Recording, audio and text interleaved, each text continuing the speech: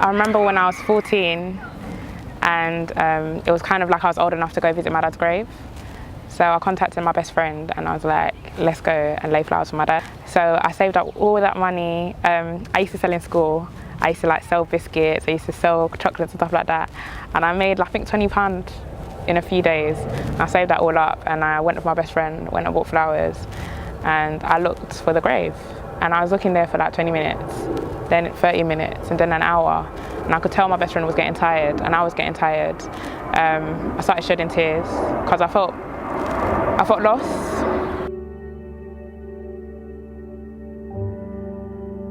When I was looking for the grave, I felt this is my opportunity for me to really be close to him because I never felt close to him. I always felt distant.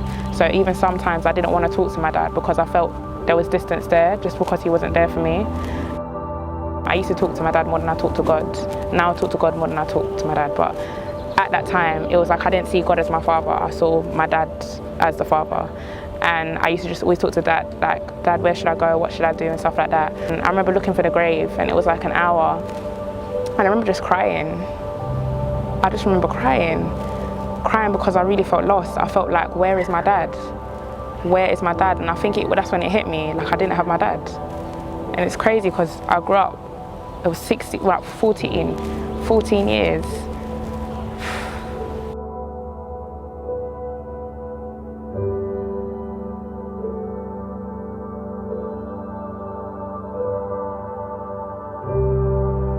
When I couldn't find his grave, that's when I processed it.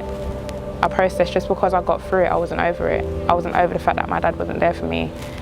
And I remember my best friend, she just kind of held me whilst I was crying and said to me, lay the flowers wherever and just speak to him because wherever you lay the flowers, he will still listen to you.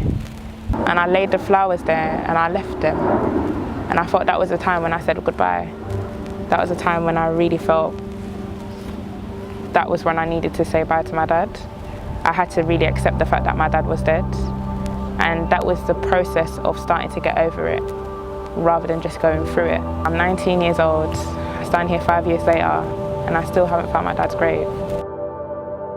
We're all looking for an unmarked grave somewhere, but the process of healing starts when we're able to lay our flowers and walk away, not from what just happened to us, but to walk towards what's going to happen for us.